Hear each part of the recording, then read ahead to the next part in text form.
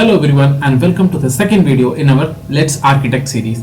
Today we are going to see how we can architect an application like YouTube natively into AWS cloud ecosystem. Let's get started.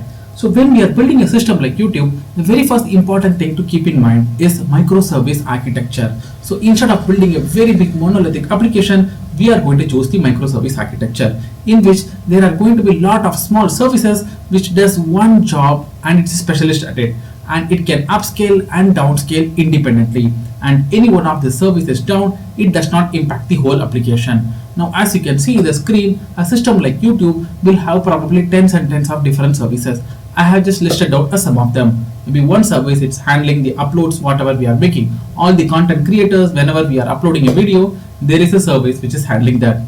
Probably there is a service which is there to extract metadata out of our video, like what this video is about, does this video have harmful content or not, and stuff like that. And we could also have one service, for example, to give recommendation, that recommend techzoom videos to all the different subscribers. So like this, we are going to have so many different microservices. So let's get started.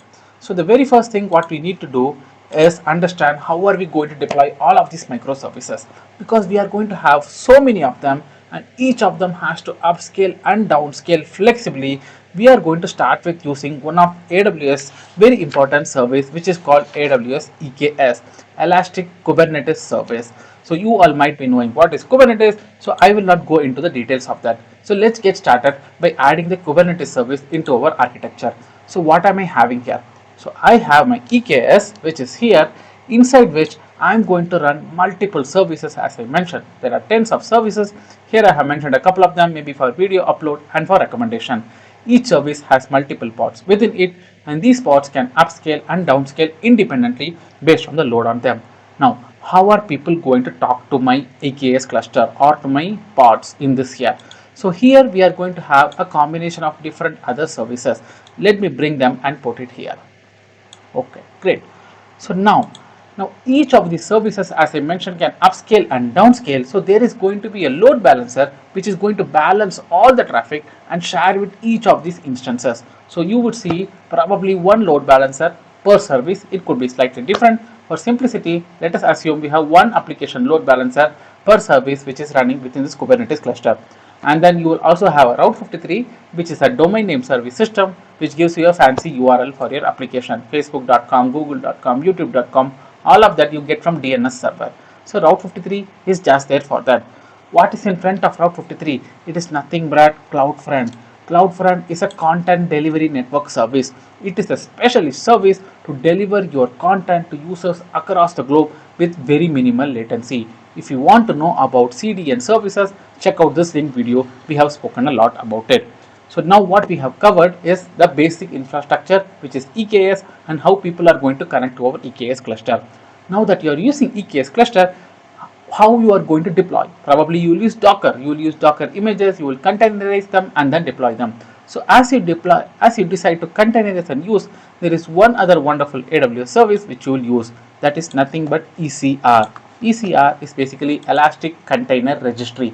It's a registry of different Docker images which you are going to create. So what you can do basically is store all of the images into your registry, and from here you can pull and deploy into your EKS cluster. Wonderful. So you have the basic system in place. Now what is the next thing you are going to do? You need to make sure you have necessary monitoring in place. Monitoring of your infrastructure as well as your application performance as well. Both of them are super important.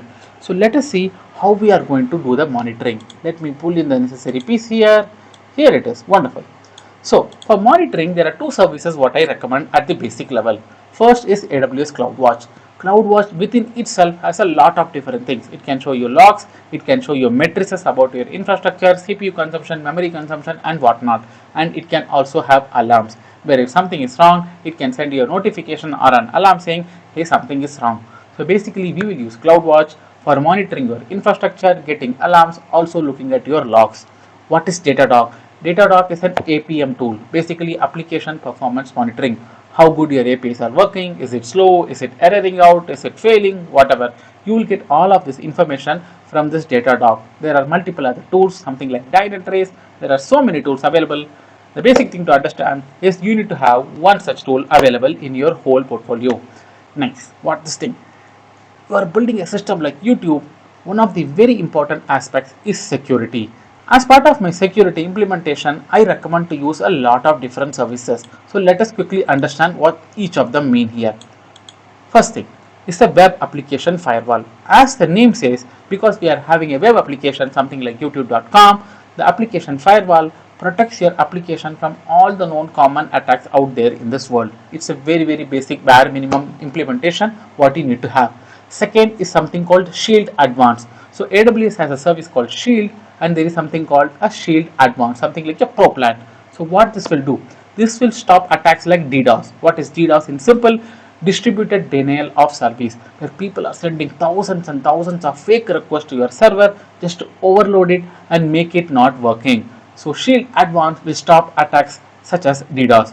What is Guard Duty? Guard Duty uses AI and machine learning to understand problems in your infrastructure, alarm you and help you fix it.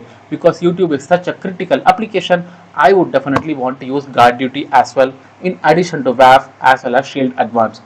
The fourth one is CloudTrail. CloudTrail does a very simple thing. It basically logs each and everything happening in your AWS account. Who did what? Which service did what? Why do you want it? If you want to go back and do an audit of what happened, who did what, this is very important. That is where CloudTrail helps you. Now we have done all the basic things. Let us move ahead.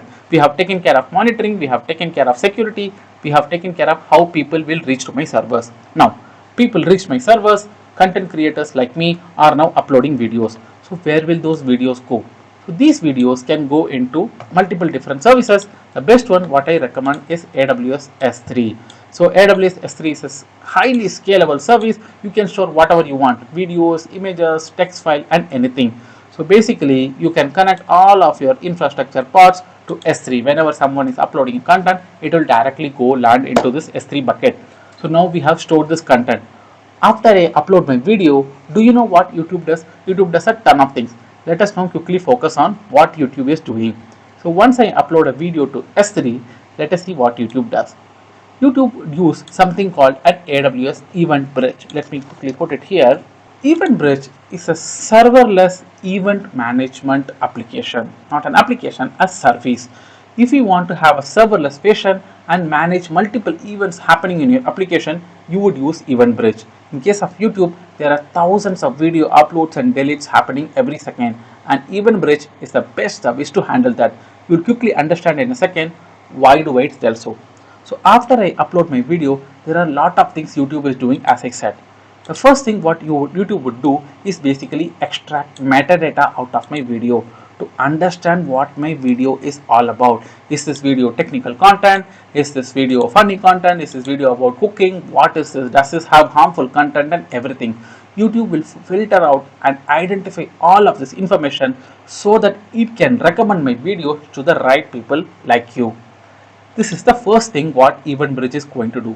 So whenever any new file is uploaded into S3, S3 tells Event Bridge, hey, something is new. Event Bridge is going to kick off multiple different services. The first one is the metadata extraction, which we just spoke about. What is the next thing? YouTube also does something called transcoding. And for transcoding, we could use an AWS service called transcode. So what is transcode for? Transcode will help you basically convert your videos into various different formats. Like maybe I uploaded a video in 720p, maybe YouTube wants to create a copy of it in 360 pixels, 720, HD, Ultra HD and stuff like that. And it may also create copies of my videos at different frame rate. Why would YouTube do it? They want to show it at mobile, tablet, TV and so many different devices. They want to make copies of these videos which are compatible for various different users. Wonderful. This is the second service. What could be the potential third service? Let us quickly go here. Let us call it the subtitle service. Even if I do not upload subtitles, many of you will be able to see automatically generated subtitles. So how are they happening? There is no magic. What AWS can do is basically utilize a service of, the YouTube can utilize a service of AWS called transcribe. Transcribe can basically convert speech into text. Now they can convert this text into multiple different languages and show it to users based on their preference. Now there are more things YouTube does. Let's quickly check that. Translate service. Like I am speaking in English. What if there are people from Portuguese, French, here and there, they do not understand English? what YouTube can potentially do is use a combination of three different AWS services. The first is transcribe, which will convert my audio to text. Second is something called translate. So what is translate? It can convert my English text into French or Portuguese, Tamil, Hindi, any different language. The third is something called Poly. Poly is a service which can convert text into audio. So potentially I upload a video in English. YouTube can use these three services to convert my English audio to English text to maybe Hindi text to Hindi audio, and then show it to relevant audience. So this is how potentially YouTube can use different services of AWS to convert my video and provide different services. Do you understand how EventBridge is helpful here? It is basically helping you manage all of these different integration with different services which are going on. Wonderful. Now let us move ahead and go to the next service. Now I uploaded my video, YouTube did all of this magic, and then you have started watching my video. You decided to subscribe to my channel, you decided to give a thumbs up, you decided to share my video. Where is YouTube going to store all of this information? RDS. YouTube can choose some systems like RDS to store all of the relational data. When you are basically liking my video, you are adding a comment to my video, I'm responding to your comments, all of this is relational data. One of the best service in AWS to store relational data is nothing other than AWS RDS. Again, RDS have a lot of different varieties which you can learn about. I will probably put a link video here. From there you can understand RDS, Redshift and different flavors it offers and when will you use what. Now we have covered the RDS part. Now, how did my video end up in your feed? How did you get notification of my video? AWS definitely has a service for this. This is nothing but the recommendation service. Let us quickly talk about that. Okay, here we have the recommendation service. AWS has few wonderful services again which can help create personalized recommendation for our users of our application. Now, we already spoke about recognition. What recognition does? It basically goes through my video and my audio and understand various different metadata, the topics, what kind of content it has and everything. So you can basically take all of this information, you can look at the past history of this user, what this user likes, and then you can use one other AWS service here called personalize. Personalize is a machine learning based service which can give personalized recommendations for your users. So based on the recommendations what is getting generated, you can store these recommendations into RDS so that the next time you log into YouTube in your mobile or your laptop anywhere, YouTube will fetch this recommendation from RDS and start showing in your feed. So this is how there are so many different AWS machine learning based services. Whatever we spoke about or saw in the last few minutes, most of them are machine learning based services. Let it be transcribe, recognition, transcode, poly, personalize, all of them are machine learning or AI based services of AWS which you can use out of the box. We have spoken about a lot of things. One of an important thing we did not speak about, that is about the user login. How I am going to maintain the user database, how am I going to maintain the authentication and stuff. Again, AWS has a wonderful service for this. This is called AWS Cognito. Cognito basically helps you manage various different user base. It also helps you log in your user based on third-party login. Like when you go to website, it allows you to log in with your Google account, your Facebook account, your Apple account and things like that. A very similar service from AWS is called AWS Cognito. So potentially YouTube can use this Cognito service to basically authenticate users and let them connect to YouTube. We spoke about a lot of things. I think there is only one thing which is left now in this whole implementation. We have the core YouTube working, we have a lot of things happening, but as content creators we want to look at, hey, how many people watched my video, how much duration they watched. I want to look at the analytics of the videos which I have uploaded, and YouTube owners would want to get analytics of the overall platform, how well the platform is working, are people liking the platform and things like that. And for that what you would note is basically an analytical service. So let us quickly see what we can use for our analytical service. Let me bring it here. Here we go. Wonderful. So for analysis, what I would do is basically a combination of three different services. So first is called AWS Redshift, which is again a great service for storing tons and tons of data, performing analysis on top of it. Second is something called AWS Glue. Why will I use Glue here?